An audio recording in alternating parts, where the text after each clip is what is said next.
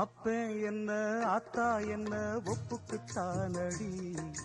பாறாங்கல்ல பெத்து புட்டா பாசம் ஏதடி, பெத்த புள்ள தந்த பணம் உப்புக்கு ஆகுமா,